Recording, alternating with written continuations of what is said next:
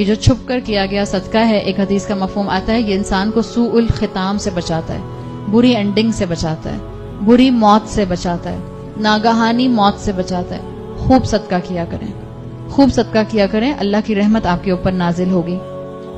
صحابہ کے لیے آتا ہے کہ راتوں میں گھر سے نکل جایا کرتے تھے اور غرباء کو ڈھونڈ ڈھونڈ کر ان کو صدقہ دیا کرتے تھے۔ بعض صحابہ کے لیے آتا ہے خاموشی سے ان گھروں کے باہر جن کے بارے میں وہ جانتے تھے کہ یہ غریب ہیں، ان کے گھروں کے باہر کھانا رکھ کر چلے جایا کرتے تھے، اناج رکھ کے چلے جایا کرتے تھے، سیکرٹ صدقہ کیا کرتے تھے۔ حضرت ابو ہریرہ سے صحیح مسلم میں حدیث آتی ہے جس کا مفہوم یہ ہے کہ ایک شخص تھا، آپ صلی اللہ علیہ وسلم نے بتایا ماضی میں ایک شخص تھا جس کو چھپ کر صدقہ کرنے کا بڑا شوق تھا۔ ایک رات اس نے فیصلہ کیا کہ وہ رات میں نکلے گا اور کسی کے ہاتھ پہ صدقہ رکھ دے گا۔ اب آپ امیجن کریں کہ یہ ہمارے شہر کی طرح کا معاملہ نہیں ہوتا تھا، وہاں پر تو جس کے ہاتھ میں چراغ ہوتا تھا، جس کے ہاتھ میں کوئی اس کی جو ہے وہ لالٹین ہوتی تھی، اس کے پاس روشنی ہوتی تھی، ادروائز تو پچ ڈارک ہوتا تھا، صرف آسمان پر ستارے اور چاند کی روشنی ہوتی تھی، وہ بھی اگر فل مون ہو تو، ورنہ تو اندھیرا ہوتا تھا۔ تو لوگ چلتے ہوئے بس ایک سایہ دیکھا کرتے تھے کہ کوئی چلتا ہوا آ رہا ہے، یہ نہیں پتا چلتا تھا کہ کون چلتا ہوا آ رہا ہے۔ تو اس شخص نے فیصلہ کیا کہ یہ رات میں جائے گا اور چھپ کر صدقہ کرے گا۔ اس میں آتا ہے تصدق اللیل علی زانیہ، اس نے کیا کیا، اس نے اندھیرے میں ایک پروسٹیٹیوٹ کے ہاتھ پہ صدقہ رکھ دیا۔ جب صبح اٹھا اور شہر میں گیا تو لوگوں میں باتیں ہو رہی تھیں، اس نے سنا، وہ لوگ باتیں کر رہے تھے کہ تمہیں پتا چلا رات میں کسی نے زانیہ کے ہاتھ پر صدقہ رکھ دیا۔ یہ گھر گیا، اس نے اللہ سے دعا کی اور کہا اللہم لک الحمد، اللہ میں نے تو صرف آپ کے لیے صدقہ کیا تھا مگر یہ تو ایک پروسٹیٹیوٹ کے ہاتھ پہ چلا گیا۔ تو اس نے ارادہ کیا وہ اگلی رات پھر جائے گا اور پھر چھپ کر صدقہ کرے گا۔ اگلی رات پھر گیا، اب جب اس نے صدقہ کیا فاصبح یتحدثون تصدق علی غنی، صبح اٹھ کر پتا چلا کہ لوگ باتیں کر رہے تھے کہ ایک انونیمس انسان تھا رات میں، اور آپس میں ہنس رہے تھے کہ لو بتاؤ ایک امیر کے ہاتھ پہ صدقہ رکھ کے چلا گیا۔ وہ بیچارہ بہت ہی پریشان ہوا، اس نے کہا اللہم لک الحمد، یا اللہ کیا میرا صدقہ قبول نہیں ہو رہا، آج پھر صدقہ کروں گا۔ تیسری رات میں پھر نکلا اندھیرے میں اور خاموشی سے اس نے ایک ہاتھ پہ صدقہ رکھ دیا۔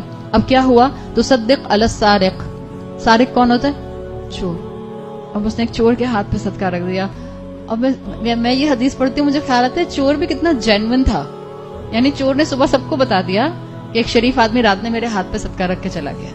آپ اس حدیث کو پڑھیں تو آپ کو معاشرے کی خوبصورتی نظر آتی ہے، چور بھی صبح اٹھ کے بتا رہا ہے کہ کسی نے مجھے صدقہ دے دیا۔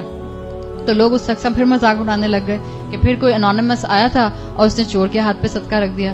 اللہم لک الحمد، یہ انسان جو تھا یہ بہت زیادہ ہی اب جو تھا وہ پریشان ہوا، اس نے کہا اللہم لک الحمد علی زانیہ وعلی الغنی وعلی السارق، اللہ میری چیریٹی پتہ نہیں قبول ہوئی یا نہیں ہوئی، میں نے تو 3 دن صرف آپ کی رضا کے لیے چیریٹی کی۔ رسول اللہ صلی اللہ علیہ وسلم کہتے ہیں کہ اللہ تعالیٰ نے ایک فرشتہ اس کو بتانے کے لیے بھیجا کہ تم نے جو بھی صدقہ کیا، زانیہ کو، غنی کو اور چور کو، قبلت، سب قبول کیے گئے۔ اس لیے کہ آپ صلی اللہ علیہ وسلم کہتے ہیں کہ زانیہ کے ہاتھ پہ اس نے صدقہ رکھا، کیا پتا اس کا پیور مال، اس کا پاک مال اس زانیہ کو توفیق دے دیتا کہ وہ زانیہ آئندہ اپنے اس پروفیشن کو چھوڑ دیتی۔ غنی کے ہاتھ پہ صدقہ رکھا، وہ تو خود غنی تھا، تو وہ غنی اس کو فردر صدقہ کر دیتا تو اس شخص کو دوہرا ثواب ملتا۔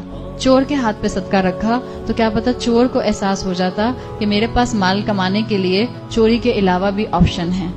جب اللہ رزق دینا چاہتا ہے تو خاموشی سے ایسے ہی پکڑا دیتا ہے۔ تو یہ ایک طریقہ کار تھا۔ آپ نے زین العابدین کا نام سنا ہے، رسول اللہ صلی اللہ علیہ وسلم کے گریٹ گرینڈ سن۔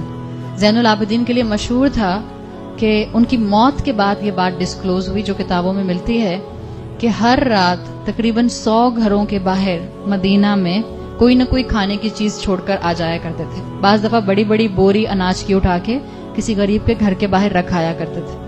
وہ تو جب ان کا انتقال ہوا اور ان کو غسل دیا گیا تو ان کے شولڈرز کے اوپر بوری اٹھانے کے، بوجھ اٹھانے کے نشانات سے پتہ چلا۔